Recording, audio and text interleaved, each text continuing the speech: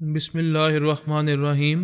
گمنام ہیروز کے معزز ناظرین، السلام علیکم۔ آئیے چلتے ہیں کہانی کی طرف۔ آپ ہمارے لیے پرابلم پیدا کر رہے ہیں، ہم آپ کو لیے بغیر نہیں جا سکیں گے، پھر بھی میں جا کر اپنے ساتھیوں کو سمجھاتا ہوں، انہیں سمجھا منا کر یہاں سے لے جانے کی کوشش کروں گا۔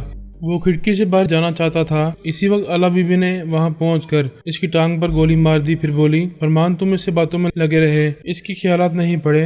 یہاں سے جا کر اس کاٹیج کے اندر آنسو گیس کے سیلز پھینکنا چاہتا تھا، ہمیں باہر آنے پر مجبور کرنا چاہتا تھا۔ اب یہ پاج بن کر یہاں اندر پڑا رہے گا تو اس کے ساتھی اس کی سلامتی کے لیے شیلز نہیں پھینکیں گے۔ وہ گولی کھانے کے بعد کمرے کے اندر گر کر فرش پر پڑا ہوا تھا۔ فرمان نے کھڑکی کے قریب دیوار سے لگ کر چیختے ہوئے کہا، سنو میری بات توجہ سے سنو، تمہارا ایک ساتھی یہاں ہماری قید میں ہے، اگر آنسو گیس کے شیلز یہاں پھینکو گے تو ہمارے ساتھ یہ بھی مصیبت میں مبتلا ہوگا۔ تم صرف 5 رہ گئے ہو، اگر 5 منٹ کے اندر واپس نہیں جاؤ گے تو یہاں کوئی تمہاری لاش اٹھانے کے لیے بھی نہیں آئے گا۔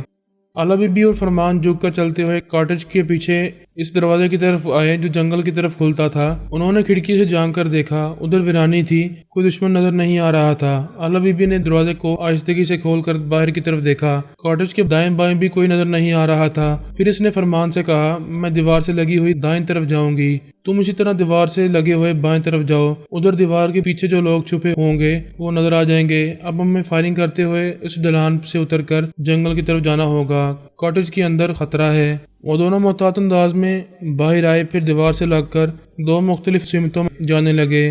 وہ دونوں ان کناروں تک پہنچ گئے جہاں کاٹیج کی دیوار دوسری طرف مڑتی تھی۔ انہوں نے سر نکال کر دوسری طرف دیکھا، اسی وقت گولیاں چلنے لگیں۔ ان دونوں نے جوابی فائرنگ کی، ایسی کاؤنٹر فائرنگ سے نہ کسی کو نقصان ہوا نہ کسی کو فائدہ پہنچا۔ فرمان اپنی جگہ سے اچھل کر دوڑتا ہوا ڈھلان کی طرف ایک بڑے پتھر کے پیچھے چلا گیا، وہاں سے اس نے فائرنگ کی تو جوابی فائرنگ کرنے والے کسی دوسری جگہ چھپنے کے لیے ادھر ادھر بھاگتے چلے گئے۔ فرمان نے انہیں دور بھگا کر اعلیٰ بی بی کی طرف دیکھا، وہ دیوار کے پاس سے چھلانگ لگا کر فضا میں لمبی کلا بازیاں کھاتی ہوئی ڈھلان سے نیچے جانے لگی۔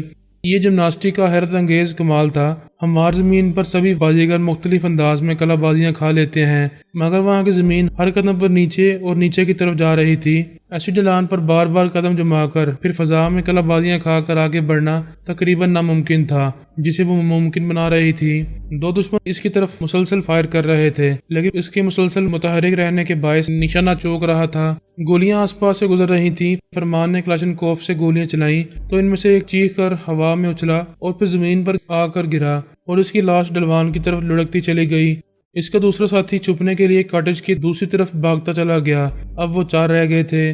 موقع ملتے ہی فرمان پتھروں کے پیچھے چھپتا ہوا ڈلوان سے اتر کر نیچے جانے لگا۔ وہ نیچے پہنچ کر اعلیٰ بی بی کی طرف جانا چاہ رہا تھا، وہ اس سے بہت دور تھی۔ ایسے وقت پھر اوپر سے فائرنگ ہونے لگی۔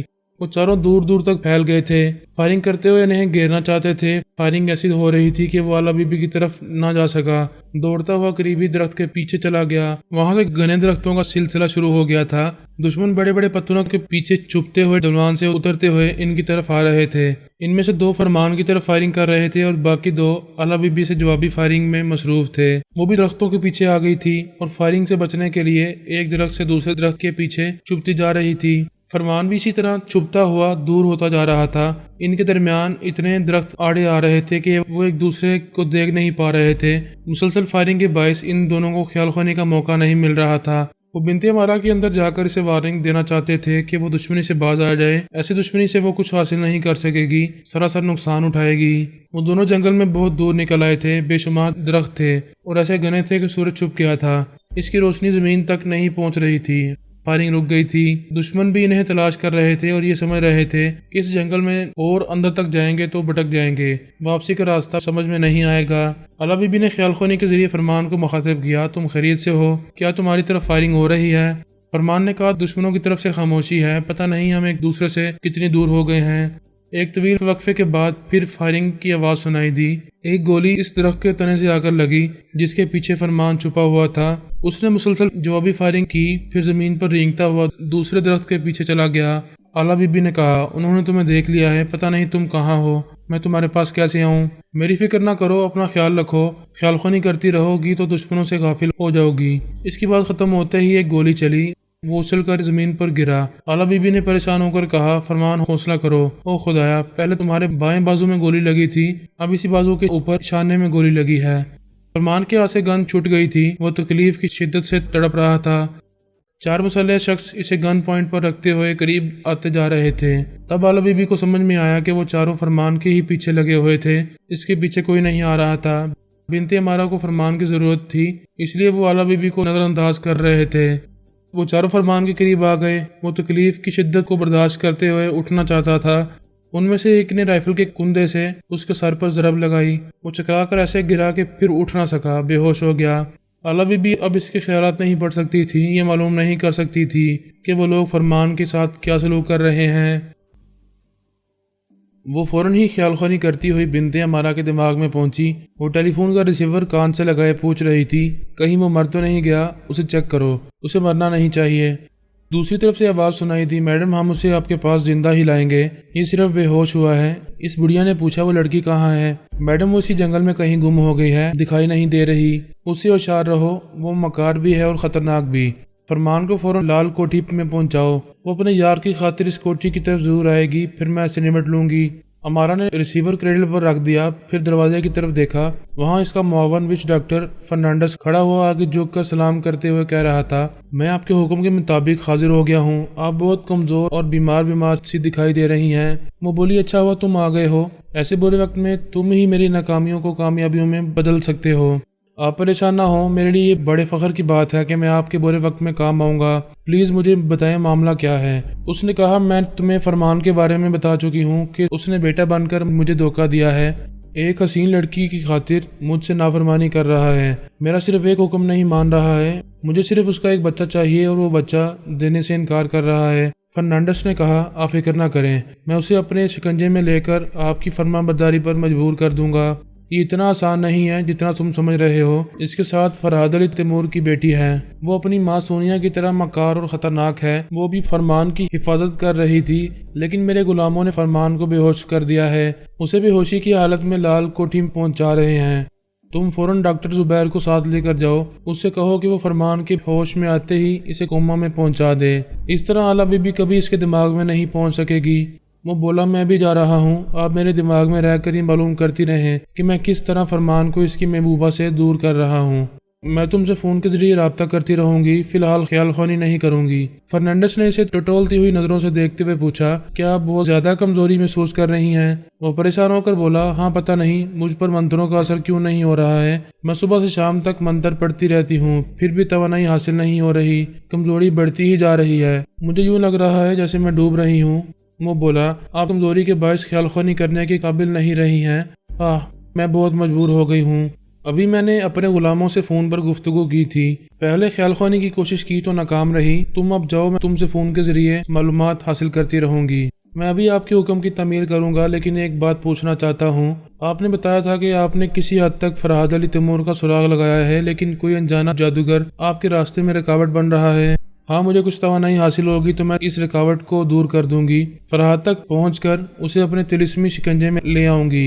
ये बातें बाद में भी हो सकती हैं, तुम अभी जाओ। मैडम, ये बातें अभी बहुत ज़रूरी हैं। मैं आला बीबी की कोई बहुत बड़ी कमज़ोरी अपने हाथ में रखना चाहता हूँ। फिलहाल इसकी कमज़ोरी इसका बाप है। जब मैं उसे ये बताऊंगा कि उसका बाप मुझे मिल गया है और वो मेरे शिकंजे में है, तब वो मेरे सामने दम नहीं मारेगी, मेरी फरमाबरदार बनकर रहेगी। बिनते अमारा ने कहा, वो तुम्हारी नहीं मेरी मामूला बनकर रहेगी, तो मेरे लिए एक नाजायज बच्चे को जन्म देने पर मजबूर हो जाएगी। आप इस काबिल नहीं रही कि इसे अपनी मामूला बना सकें। आपकी जिस्मानी और दिमागी कमजोरी बढ़ती जा रही है।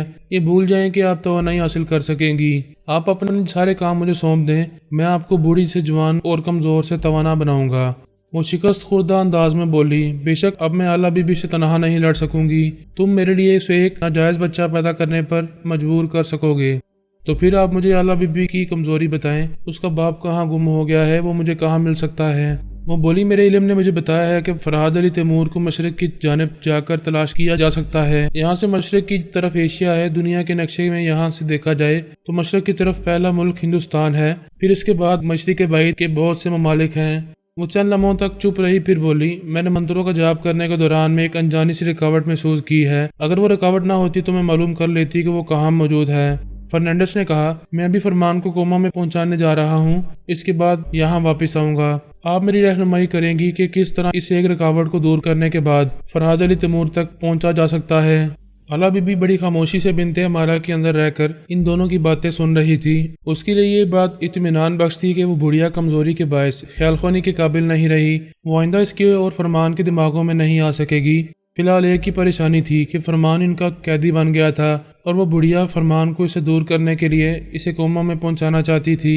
अभी आला बीबी का अहम मसला यही था कि फरमान को कोमा में जाने से किस तरह बचा सकती है। कोमा को आधी मौत कहना चाहिए। एक इंजेक्शन के जरिए अच्छे भले चलते फिरते आदमी को सर से पांव तक बेबस बना दिया जाता है। वो एक जरा सी हरकत करने के काबिल नहीं रहता। वो एक मुर्दे की तरह बिस्तर पर चारों शाने चित पड़ा सामने वाली दीवार को देखता रहता है। इसमें इतनी सख्त भी नहीं रहती कि वो दीदे घुमाकर दाएं बाएं देख सके। दिमाग कुछ सोचने के काबिल नहीं रहता। कोई भी ख्यालख्वानी के जरिए इसके अंदर आकर उसे दिमागी तौर पर बेदार नहीं कर सकता। वो ना सुन सकता है, ना सोच सकता है, ना बोल सकता है, ना मुंह खोलकर कुछ खा पी सकता है। इसके अंदर इंजेक्शन के जरिए खुराक पहुंचाई जाती है। अगर वो फरमान को कोमा में पहुंचा देते तो आला बीबी फिर इसे किसी तरह भी राब्ता करने के काबिल न रहती। उसे इनके शिकंजे से निकालने की हर तदबीर नाकाम होती रहती। वो बिनते अमारा के दिमाग से निकलकर फर्नांडिस के अंदर पहुंच गई।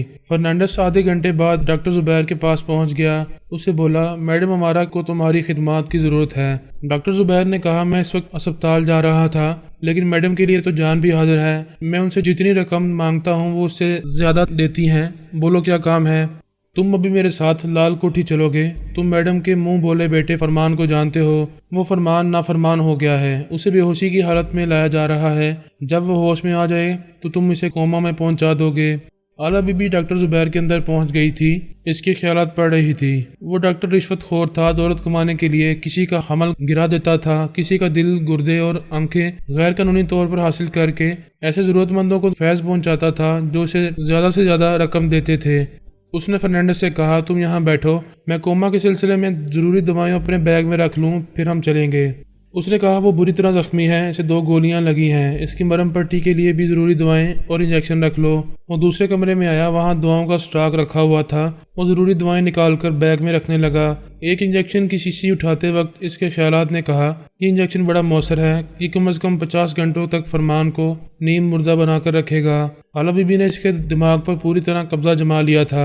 उसने आला बीबी की मर्जी के मुताबिक इस शीशी पर लगे हुए लेबल को अलग कर दिया, फिर इस लेबल को दूसरे इंजेक्शन की शीशी पर चिपका दिया। इस शीशी में ऐसी दवा थी जो मरीज को सुकून से सुला देती और इसे किसी तरह का नुकसान नहीं पहुंचाती। इसने डॉक्टर के दिमाग को आज़ाद छोड़ दिया। उसने एक हाथ से सर को थाम कर सोचा, ये अभी मुझे एक लम्हे के लिए क्या हो गया था। उसने अपने हाथ में पकड़ी हुई इंजेक्शन की शीशी को देखा। इस शीशी का लेबल बता रहा था कि इसमें वही दवा है जो फरमान को कोमा में पहुंचा देगी। इसने खुद को समझाया, मुझे कुछ नहीं हुआ था, मैंने अभी ये शीशी बैग में रखने के लिए उठाई थी और ये मेरे हाथ में है। पता नहीं क्यों कभी कभी ऐसा लगता है जैसे हम बैठे बैठे कहीं खो गए हों। हम चंद सातों के लिए ऐसे गुम हो जाते हैं कि हमें अपनी कोई खबर नहीं होती। उसने वो शीशी बैग में रख ली। आला बीबी मुतमिन हो गई। अब ये ज़रूरी नहीं था कि वो इन दुश्मनों के दिमागों में मुसलसल रहती। इसे दिमागी तौर पर हाजिर रहना ज़रूरी था। वो डॉक्टर जुबैर के दिमाग से वापस आ गई। इसके अपने मसाइल भी थे। इस वक्त वो घने जंगल में थी। शाम के साए फैल रहे थे। एक आध घंटे बाद रात की तारीकी फैलने वाली थी और फिर इसे वहाँ कुछ दिखाई न देता। वो एक अंधी की तरह दूसरी सुबह तक भटकती रहती। अभी दिन की हल्की हल्की रोशनी थी। दूर तक बड़े बड़े सायेदार दरख्त और घनी झाड़ियां थीं। ये समझ में नहीं आ रहा था कि किस सीमत जाने से वो किसी इंसानी आबादी तक पहुंच सकेगी। उसने जहानत से सोचा। चारों तरफ तवज्जो से देखा तो एक सीमत गहरे साए हद तक नजर आए थे। दूसरी तरफ दिन की दम तोड़ती हुई रोशनी कह रही थी कि वो भी एक आध घंटे में बुझने वाली है। जहानत ने समझाया, जहाँ दम तोड़ती हुई बुझती हुई सी रोशनी है वहाँ यकीनन सूरज डूबने वाला है और वो मगरबी सिमत है। वो मगरब की सिमत रुख करके खड़ी हो गई। उसके दाएं तरफ शमाल और बाएं तरफ जनूब था।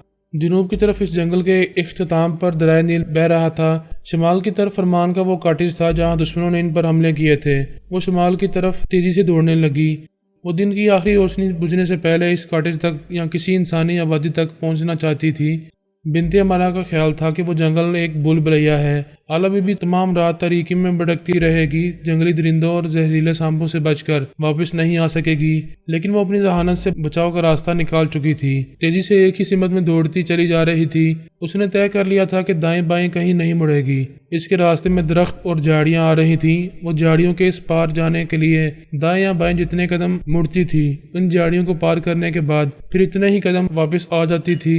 इस तरह फिर शमाल की सिमत दौड़ने लगती थी। اسے صرف آدھے گھنٹے تک مسلسل دوڑنا پڑا۔ آخر وہ اپنے مقصد میں کامیاب ہو ہی گئی۔ رات کی تاریکی پھیلتے پھیلتے وہ اس پختہ سڑک پر پہنچ گئی جس کے دوسری طرف دور تک کھیت ہی کھیت دکھائی دے رہے تھے۔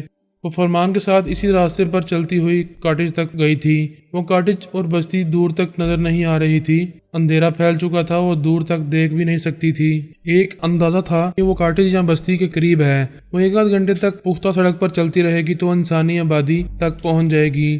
وہ سڑک پر چلتی ہوئی خیال خوانی کے ذریعے فرنانڈس کے دماغ میں پہنچ گئی۔ اس کے خیالات بتا رہے تھے کہ ڈاکٹر زبیر نے فرمان کو ایک انجیکشن لگایا تھا جس کے بعد وہ ساکت ہو گیا ہے۔ اب وہ اپنی مرضی سے ایک ذرا بھی جنبش نہیں کر سکے گا۔ وہ یہ خیالات پڑھ کر فرمان کے دماغ میں پہنچ گئی۔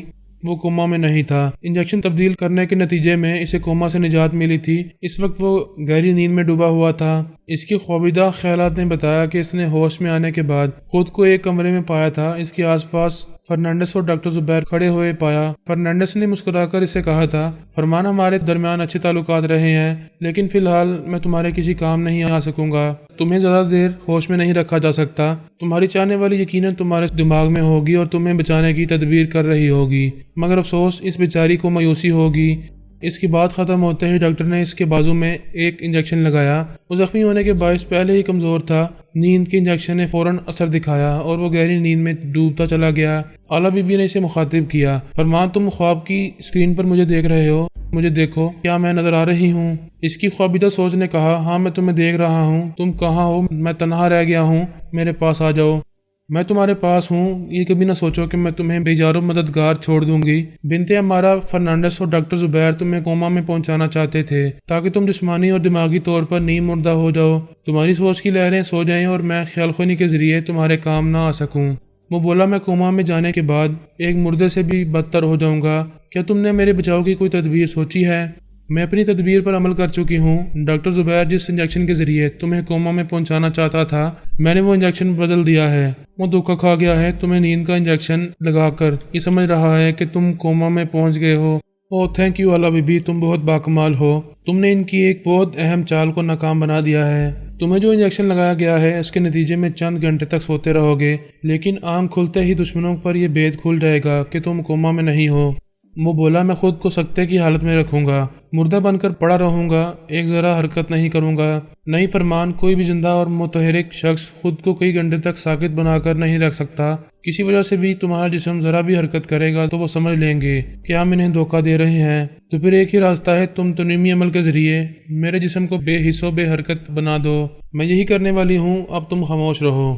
وہ اس پر عمل کرنے لگی۔ اسے پوری طرح اپنے زیر اثر لانے کے بعد اس سے پوچھا، کیا تم میرے مطیع اور فرما بردار ہو؟ وہ خوابیدہ لہجے میں بولا، ہاں میں تمہارا مطیع اور فرما بردار ہوں۔ میں تمہیں حکم دیتی ہوں کہ نیند کے بیدار ہونے کے بعد بھی تمہاری آنکھیں اسی طرح بند رہیں گی، تمہارے جسم کا کوئی حصہ ایک ذرا سی بھی حرکت نہیں کرے گا۔ تمہارے جسم پر کوئی مکھی بیٹھے یا کوئی سانپ رینگتا رہے تب بھی تم کوئی حرکت نہیں کرو گے۔ تمہارا ذہن بیرونی اثرات قبول نہیں کرے گا۔ کسی وجہ سے بھی چھینک آئے یا کھانسی آئے گی تو تمہارا ذہن نہ اسے قبول کرے گا اور نہ ہی اسے ظاہر کرے گا۔ یہ سب کچھ تمہارے اندر ہی تحلیل ہو کر رہ جائے گا۔ پھر اس نے کہا، اس طرح تم مصنوعی کوما میں رہو گے، نہ بول سکو گے نہ حرکت کر سکو گے۔ جب خطرہ ٹل جائے گا اور میں حکم دوں گی تو تمہارے اندر سے تمام بے حسی ختم ہو جائے گی۔ پھر تم بستر سے اٹھ جاؤ گے، چلنے پھرنے، دوڑنے اور ذہنی کلا بازیاں کھانے لگو گے۔